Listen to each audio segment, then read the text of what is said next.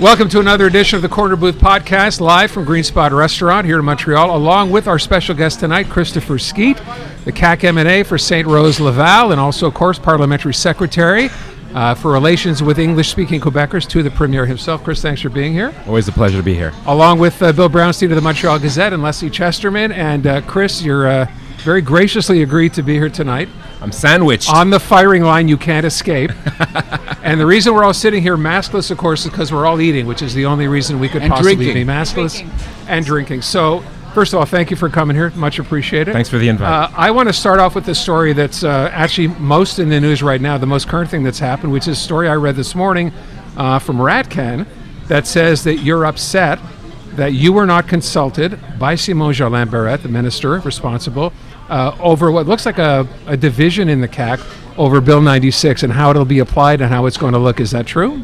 Well, there was a lot of discussions about Bill 96 in our caucus. I'm not going to discuss things that are discussed in our caucus. But the good news is I had a chance to exchange with the Premier, and ultimately the Premier decided that on which way we're going to go. So I'm not going to get into details because you're not supposed to report what goes on in the caucus. Someone didn't really follow that rule.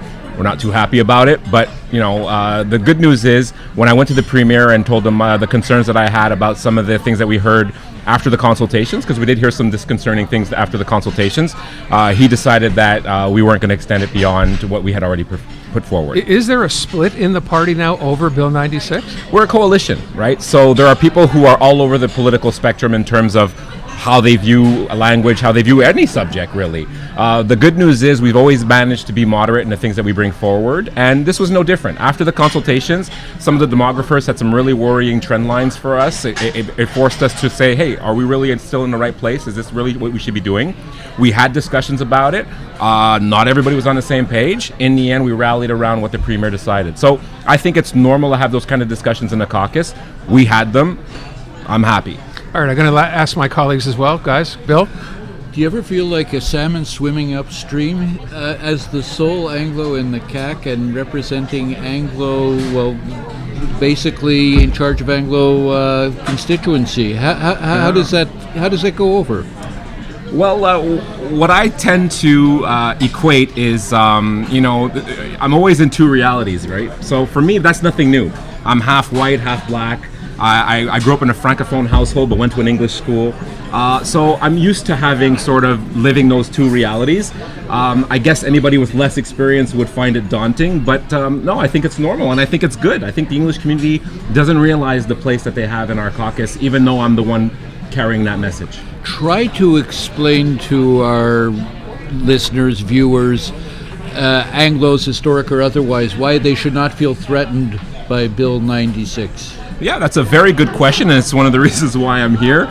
Bill 96 does a lot of things, but one of the things it doesn't do is affect English-speaking Quebecers. In fact, what it does is it further enshrines the protections that were there after Bill 101 and gives them certain advantages.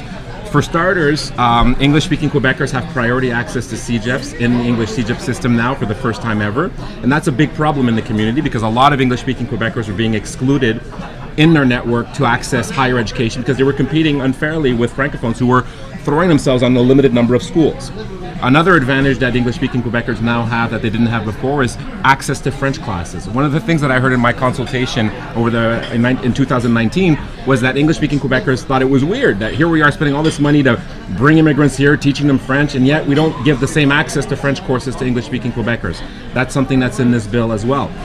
Now, for the rest, in terms of accessing the government, accessing services and things like that, nothing changes for English-speaking Quebecers, even those who were not born in Quebec, because there's a grandfather clause. So, in a lot of ways, this is good news for the English community because it enshrines the rights that they already had after Bill 101.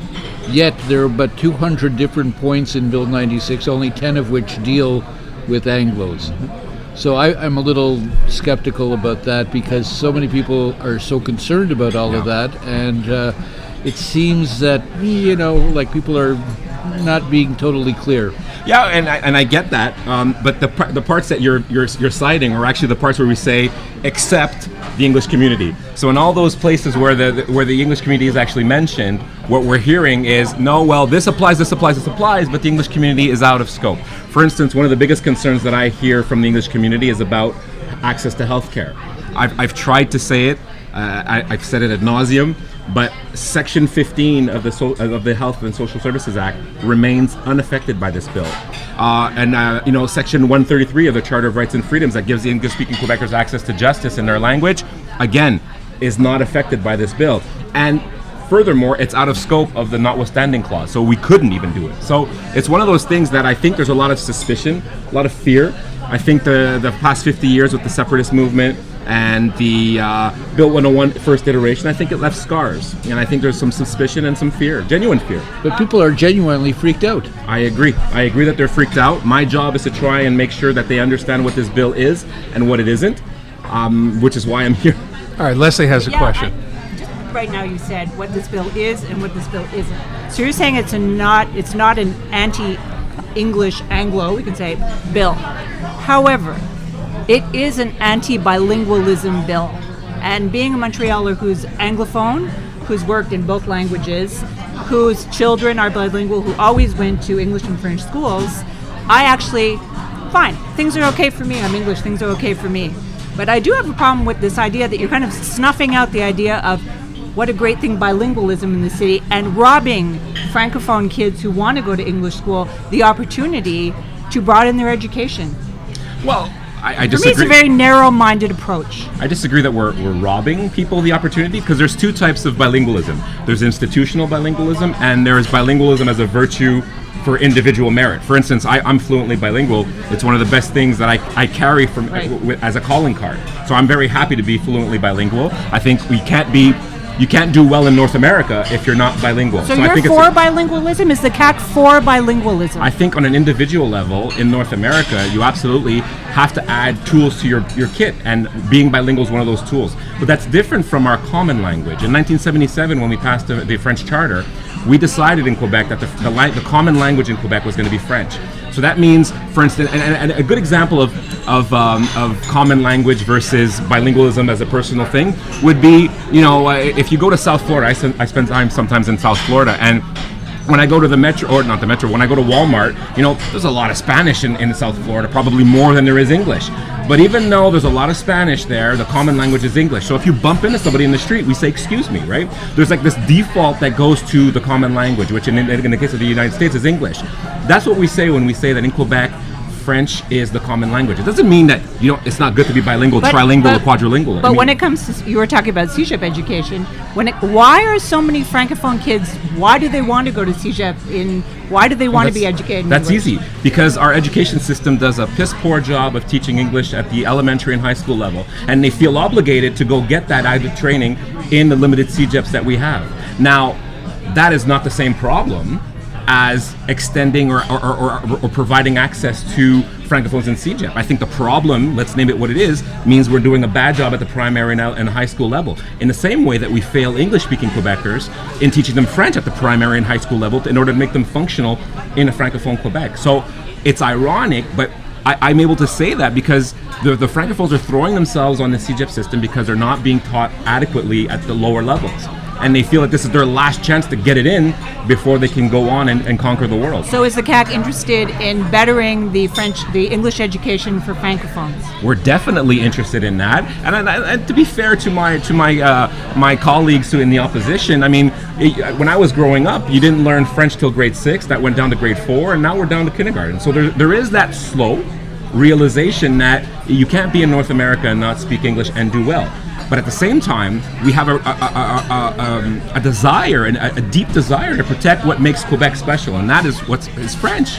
We have to protect that common language, but that removes nothing from anybody's personal added value of being bilingual, trilingual, or whatnot. Is part of what you see, I mean, if Bill 96 passes, and I believe that's where part of the division is right now within the party itself, the hardliners within the CAC, if we can call them that, want to apply Bill 101 to CEGEPs. The others, and I'm assuming you're in that group, do not. Is that going to be a fight? I don't think it's a fight because the premier already said we're not going there. So, but the French media is pushing you hard. I don't know. The Journal de Montréal is pushing you hard. I would say whoever's leaking from the caucus is pushing hard, but the premier is pretty confident that that's not what Quebecers want, and I don't think it's the right call. A lot of people in the caucus don't think that that's the right call, but again, I think this is normal, right? Like, we tend to put a lot of emphasis on divisions in political parties, and sometimes there are, and sometimes they're bad. But I think it's normal that after a consultation that invited 50 people at the table, and they came to present the pros and cons of what we're doing, for them to come to the table and say, hey, you know what we heard was really worrisome. Are we going far enough? And that was the question that we've asked ourselves in caucus. Are we going far enough? Some people said yes, some people said no. Ultimately, there was a discussion, a really fruitful discussion, and the premier decided that was enough. But some people say, are we going too far? Some people thought that we were going too far. Some people thought we were not going far enough. We're a coalition. And we all come from different horizons. We have former Liberals in our party. We have former ADQ members in our party, and we have former Piquists in our party. So we really cover the whole political spectrum. So really, this is a project. What unites us is the fact that we want to turn the page on sovereignty and these debates that have fractured Quebec throughout history. So the thinking now is that Bill 96 is not going to get passed up until perhaps the next election, and the Premier will run on this perhaps up until the next election. That's not our intention. Okay, but it's sort of one of the things you read now in terms of what the plan is for this. But end of the day, as Bill said, can I just intervene? If you look at the over 15 hours we've already done on Bill 96, you'll see that we're not the ones slowing down the process. If I was the Liberal Party, I would be very concerned about Bill 96, which is why I don't think they're in a hurry. Why would you be concerned if you were a Liberal? Well, they seem to be going along with it. Yes. We're only on Article, I think, 8 now, and we spent 15 hours. They are using all their time to make sure that they're heard. Are you suggesting there's nothing in there? They're doing this just to stall it, or do you not feel there are actual articles in there that need to be discussed? Oh, I think there's plenty of things in there that need to be discussed, and we're going to propose other amendments as well. But that's not the issue. The issue is, how committed are they to move the file forward? I'm not sure they're that committed. And to be fair, they're not in an easy position. Their ridings are in places that may not typically like what it is that we're proposing, yet the gains that they want to make are in places that really do. Well, hold on. So why, you talk about the ridings that they hold maybe not in favor of what would be that they did not or would not like? Well, for instance, enshrining further that French is the common language in Quebec so that the government is more exemplary. That was always the case since 1977, but what this bill does now is it makes it a reality on the ground tomorrow morning after the bill is passed. Do you think there are actually Anglophones living here who think that French is not the common language or that have an issue with that? Well, I think there are some. There are some people who not like the way it was. Come on. I'm not throwing mud here, but what I'm saying is there are some people who have not accepted Bill 101, few as they may be, and some people also have a fear. And I really want to put a lot of emphasis on this fear. What I'm hearing mostly is a lot of the concerns are addressed, and I've responded to them. There's nothing that hurts the English community per se. And one of the things that I had in my mind when I was defending this bill is to say, how does this affect my friends that I grew up with in high school? Are my buddies going to get hurt by this bill? And the reason I can sleep at night is because I know that this bill does not do that to them. Yet at the same time, I think there was a story today on the Quebec Bar Association warning about what's in Bill 96. Quebec Medical Association has spoken about this, not in a positive light. Isn't that in and of itself concerning enough to say, wait a sec, maybe there's some things in here that do need to be discussed and there shouldn't be a rush to get this passed? And no one is in a rush. We have another 10 months till the election. We're not in a rush either. We want to have the best bill possible, and that's what we're going to do. I hope the opposition is constructive, and let's hope that they are, and we get the best bill possible. Okay. Let's move and talk about something else that's very much in the news the last couple of days. Even more contentious.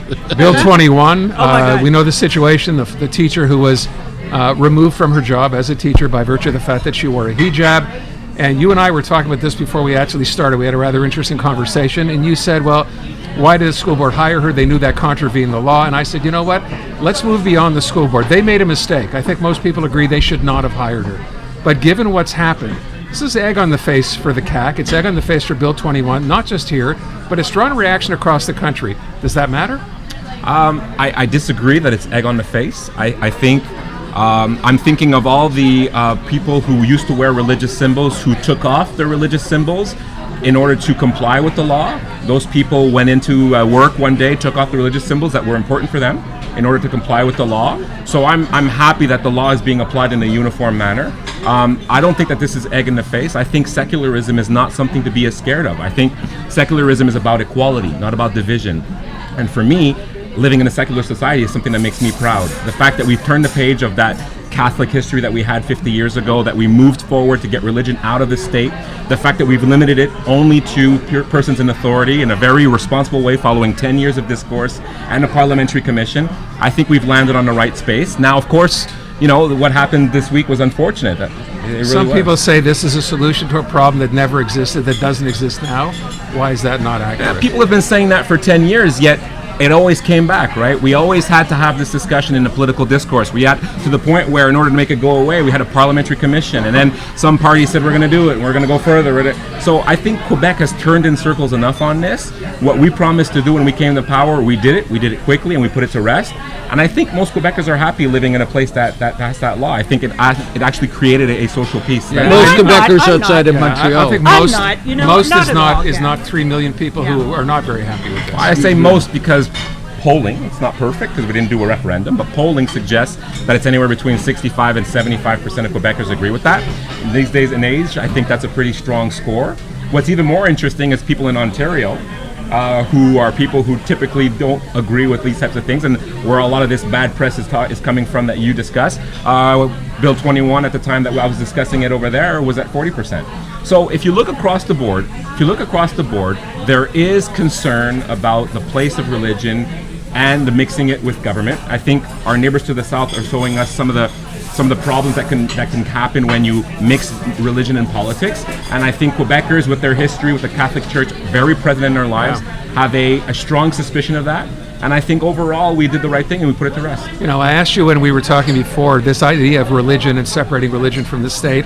I would understand if a teacher was teaching religion or indoctrinating students in a class, and she happened to be wearing a hijab, so she's Muslim. She's teaching math. What possible difference could that make? You know, a lot of times when we talk about Bill 21, and this is where you know, intelligent people can disagree. I get that I'm not going to get unanimity at this table, but I think when we focus a lot about the individual's right to their religion, we forget the people receiving the service's right to be free from religion. So as a society, as a democratic society, we have to respect individual rights and freedoms of individuals. But the collectivity also has rights, and as a society, we have a right to be free of religion as well. And I think that's what it is to live in a place that separates church and But state. the assumption by you saying that, Chris, is that you're not free of religion just because someone is standing in a class teaching you math equations and they happen to be wearing a headdress, a hijab. Let me give you an example. If I'm I don't know, if I'm in court one day and I'm wearing a kippah and I'm there defending my rights, and I see a person who's wearing a religious symbol like a hijab, or I think I can reasonably deduce that, well, am I getting a fair shake? Am I not? And I think that adds a complication to a situation that's already very disconcerting. Yeah, but if they're not wearing anything, then you have actually no idea. You have no They idea still where have they're their coming beliefs. from. That's right. That's right. It's the same reason why, and this is what we talked about off screen, Aaron. It's the same reason why we give police officers uniforms. We tell them, hey, you know what? When you come to work, you're not John or Tom. You're Officer 5678. And your job is the criminal code. I don't care what you think as a person. Your job is to follow the law and arrest people who break it. And we deliberately remove individuals from their role in those cases, which is why I think in terms of... That's you saying, and I'll use the example you just gave, that's you saying a police officer wearing a turban can't somehow make a judgment based on the law, on criminal law, by virtue of the fact that he's wearing a turban. He can't determine what's fair or unfair for the person he's dealing with. That doesn't make a whole lot of sense to me. No, I think... You have a built-in bias that way if that's what you believe. Well, I don't have a bias. I believe that police officers who wear uniforms should wear the required uniform. Adding a religious symbol would be like adding a political pin. It's not part of the uniform. It's the same reason why civil servants are not allowed to wear a PQ pin on their lapels or a Liberal Party pin on their lapels. So wearing a turban is equivalent to wearing a political pin? No, what I'm saying is the reason why you have a uniform in the first place is to strip down as much as we can the individual from the role. And in persons in authority, that is critically important because the state has the power to deny you your rights, has the power to throw you in jail, has the power to constrain you.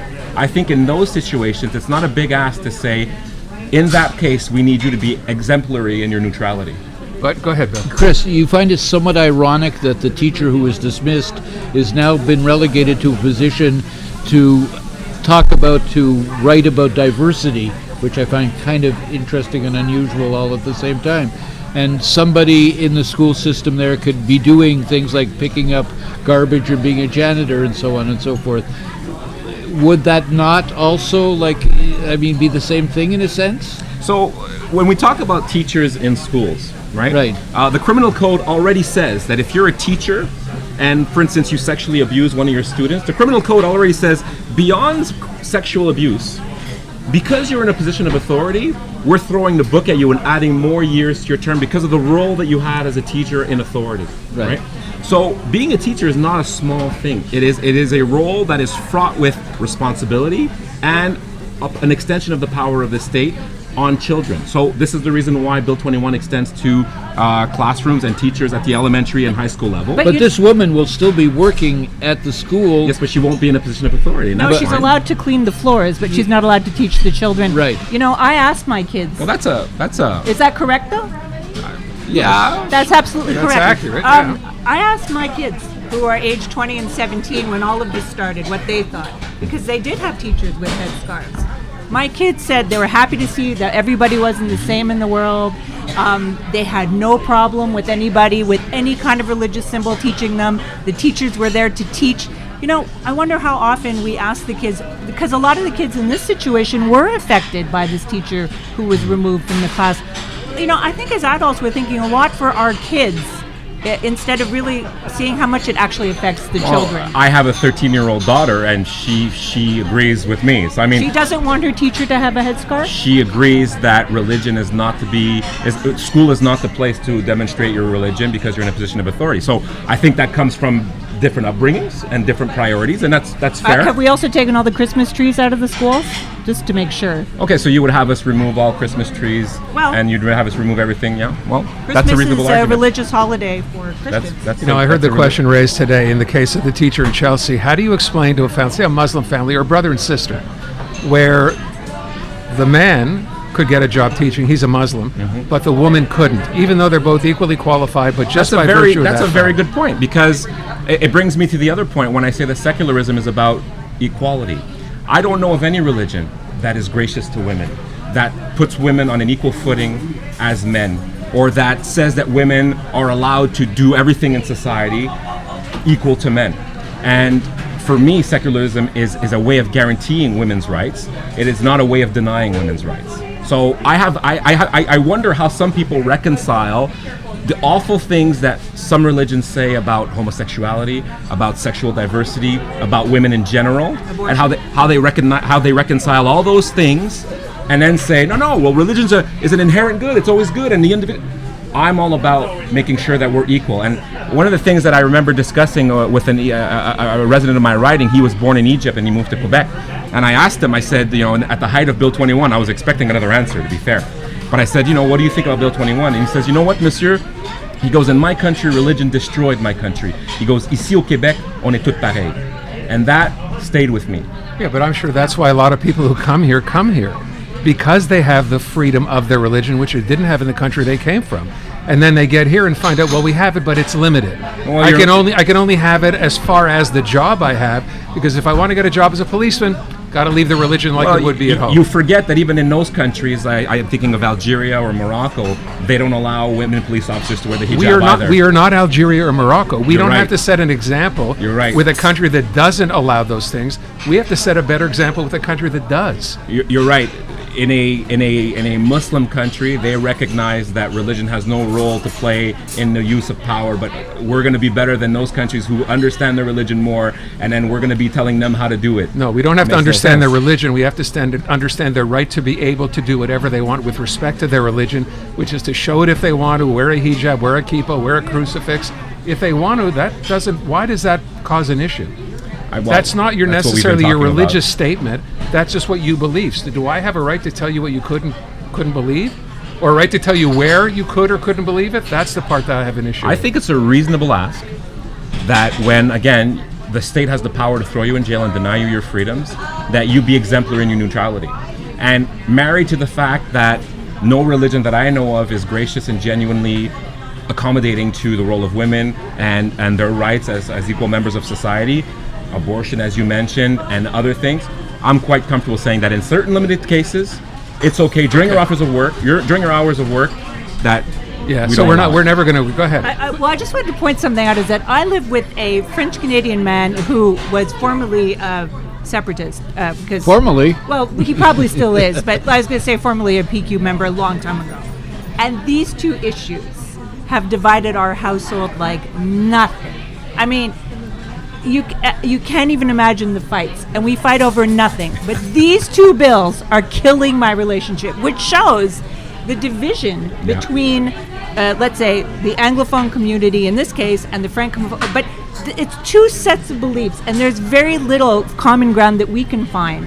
So I think a lot of us can talk about these things for a long time, but it's extremely divisive. Yeah. And we're both stubborn on our sides, and I listen to him, and he listens to me, and then he sleeps in the guest room. But just to say that, no, but this is a big issue here because it really divides so many Well, on Montrealers that- and Quebecers. On that, I think if it's useful for your audience that wants to have a genuine intellectual exercise about this important debate, right? Because I don't profess to have the truth on the matter. I think it's important that we have the debate, and as a society, we agree on having the debate. But what I would ask your audience to consider is, Francophones come from the Civil Code. French people come from the Civil Code, which is drastically different from common law. I know that sounds very technical and very geeky, but that reality changes everything, because the Civil Code puts the group ahead of the individual. Common law puts the individual ahead of the group. So that very thinking, our mindset is different from the outset in the way that we see our role in the community, our role in society. what's absolutely striking about Bill 96 to me is the lack of political opposition to it. Everybody's scared to, basically get into a slugfest with the CAQ and Legault. I mean, it's stunning, like when you hear Trudeau and the other part, nobody's willing to step up. And if I may delicately say, maybe that tells you everything you need to know about the hair on fire. I don't know. no, I don't Maybe think that's so. I'm just throwing it out Maybe there. that's Let me ask a question. I'm How do outnumbered you- here. So but how do you play have- that through, though? Well, hold on. I'm outnumbered here, but if you let me finish my thought, Okay. you have the federal Liberals, you have the PCC, you have the NDP, you have the provincial Liberals, you have the QS, you have basically everybody on every political spectrum and every level of government saying, we have some concerns, but really overall we're down with the principle. And then we have a select few of people. Yeah, I'm not so sure I'm down with the principal part. Oh yeah, the city Last of Montreal. couple of days, you've had people stand up and say, you know what? I'm not proud to be a Quebecer. It's a cowardly thing that the government Well, he's has talking done. about Bill 96. Oh, I'm You're sorry. I thought you were talking 21. about Bill 21. But on Bill 96, you've heard Valérie Plante, you've heard most most elected officials in most areas of government Which agree strikes with me it. as very odd, given we don't have a Bill 96. You have 202 clauses, if you will, in this bill. What'd you get through? 8 so far in the National Assembly? Yeah. We don't even know what's ultimately going to be in this bill, other than the clauses that are in there now, and they're being discussed one at a time, Slowly. So we're talking about something we don't even have a finite document. Well, we have a statement So- of principle, right? What the But government does is we you put do. down a statement of principle. But I'm getting it from what you're saying. There are going to be a lot of changes. You said you have amendments that are going to be coming as well. We're a long way away from knowing what's in this I bill. think it's normal that there are changes, But right? no, The that's opposition's going fine. to say something smart, Sure. right? And we're going to agree Sure. with it, and we're going to make the But changes. let me go back and ask one other thing, because we're going to run out of time, and that is with respect to Bill 21. You've heard everyone speak out. I heard Jagmeet Singh speak out today, saying what he's always said. We heard Mark Miller, a bit of surprise from Liberal ministers actually coming out and saying these things. What's the process for this? It's in Quebec Court of Appeal now, Superior Court. What happens if you lose? Well, I can't speculate as to what happens if Sure you you lose. can. But what I can say is, I think my takeaway from growing up during the 1995 referendum was, I love Canada, and I don't want to separate. And I think that at some point we have to listen to the Francophone majority when they ask what they need from Canada in order to be happy in Canada. And I've chosen to say, well, I don't think it's unreasonable that Quebec, much like in the Meech Accords or Charlottetown, be given a certain deference in certain areas in order to protect the French language in Quebec and in North America, and to protect that fact going forward. And I would ask people out there who are suspicious of the CAQ or suspicious of this way of thinking, maybe, just maybe, it's the price for Canada. And that's what I've chosen. I've chosen to fight for that place in Canada, and I think Quebec doesn't want to leave, but they need the tools that allow them to stay. And I think that's what we're trying to do, and I think we need to keep the dialogue going. Do you think that's what some of your fellow ministers feel? Yeah. I think everybody who joined the CAQ understands that we're not about creating les conditions gagnantes, or being totally federalist to the point where there's no difference between you and the Liberal Party of Ontario. We are in the sweet spot of what academics call l'alérisme, which is what created the ADQ at the time, which is a vision of Quebec that is a little bit more autonomous, that has the room it needs to pass laws on secularism if it wants, to protect its language, having the tools to do that, but also to stay in Canada proudly. I think that's what Quebecers want. Can I ask you one last thing with respect to what you said before on Bill 96, the English rights being guaranteed? You know, the idea of historic Quebec Anglos is defined by Bill 101 in 1977. How does that change? Who's going to be able to access those services once this bill is passed? This is the straight dope on that. If you were here when we put the bill down, regardless of whether or not you're a historic or born here or not, if you were getting your papers in English, you're going to keep getting them in English. Tomorrow, don't worry about it. Bill 101, however, has always said that au Québec, on francise les immigrants. The objective was always to say, when you come to Quebec, since 1977, you migrate to French. The transfer of language had to be done towards French. The reality is, the government of Quebec has not been exemplary in that way. This bill is going to correct some of that to say that when you immigrate to Quebec, regardless of where you're from, you're going to be asked to transition to French. So that's now the term historic is a little bit of a misnomer, because it suggests unfairly, dare I say to the man who made the T-shirt, that there's actually a split between the two people. The reality is there are people who the historic community have a right to go to English schools, and then there are immigrants who didn't have that right, but identify as English-speaking Quebecers. The government's not going to tell you can't be a member of QCGN just because you're born in the Philippines. No. The government is saying, no, in order to be successful in Quebec, if you choose to live here, you choose to move here, you need to learn French. You need to transition to French to be successful. I get that, but you're just saying, correct me if I'm wrong, you're saying that if you are an Anglophone or you speak English, you identify as Anglo, the day this bill is passed, if you've been getting services in English, you'll continue to receive them. Is that what you said? Remember what I said before about my friends that I grew up with, my Greek friends, Manoli and Tom and John, those guys that were getting their papers in English, and their parents who were elderly, who were getting their papers in English, they are unaffected by this bill. There is a grandfather clause. And what about your children? Their children, if you were getting them before, you're not. So if they're under 18, no. If they're over 18, those kids, yes. So your kids under 18, once they become adults, once this bill is passed, can no longer expect to receive services in English, even though their parents are Anglophones. But it depends. Right? It depends. If they went to English school, of course, they're going to keep getting their documents in whatever language that they want. If they weren't, no. So by doing the right thing and trying to send their children to French school, now they're going to lose right to access in English services by virtue of having done that. But if they went to French school, they don't need the English documents. What if they want a lot the of English? Documents Need and want. If they went to French school, the problem is solved. No, it's not. No, it's actually not. Well, I It's solved humbly from disagree. your perspective No. because humbly you're saying they disagree. can function in French. I think if you went to French school your whole life, did dictées that my son is doing that I probably couldn't pass when I was 20, he's going to be okay to read a document that they get from the SAA. So eventually there'll be no historic Anglos left. That's not true. That's not true. Well, everybody over at a certain Only if point. they go to English school, right? You went to English school. You're a couple. Of what I'm understanding is you have a French husband, so you have children. They're the ayants droit because one parent has it. So there's a lot of ways for the English community to grow, but there's two types of things. You can still be a member, like for instance QCGN, and even though you're not an ayant droit, nothing removes you from the community. We're talking about who has access to documents from the government on an individual level. That's very different from your sentiment d'appartenance. You're not going to lose CJAD listeners because they're not an ayant droit. That has nothing to do. I get that. That's about the exemplarity of the state. The issue has been about services and who will continue to receive them, and it's been kind of vague with respect to who will and who won't. I would just ask the one other thing you mentioned earlier. I don't know if this applies or not. The idea you talked about being able to get legal services, I don't know if they're grandfathered in Bill 96 or not, in English, right? They're enshrined in the Constitution. But you have a minister who's basically said, well, you know what, we'll get you a translator.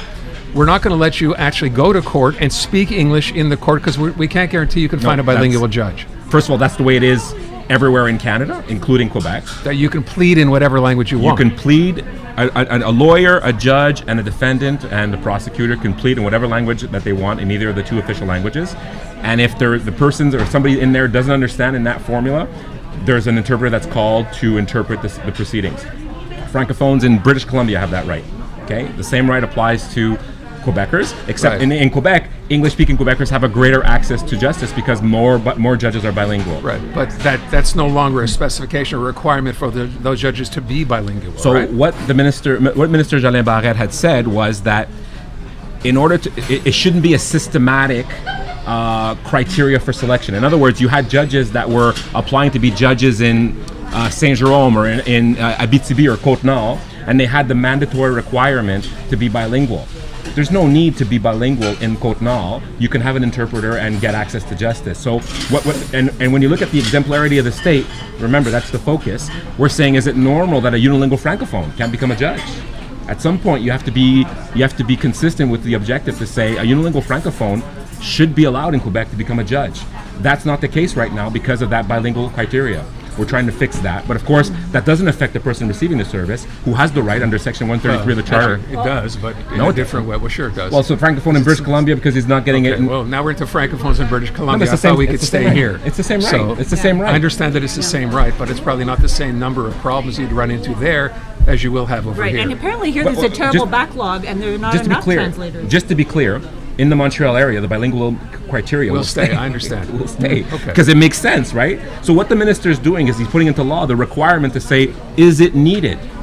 Yes, no, okay. If it's not, then you don't need it. We're out of time. Let me get to the One biggest last question. Well, hold on. Let me ask one okay. more question here, Chris. And I got a question. Hold on. Does the It'll be next like that. Canadian's general manager need to speak French?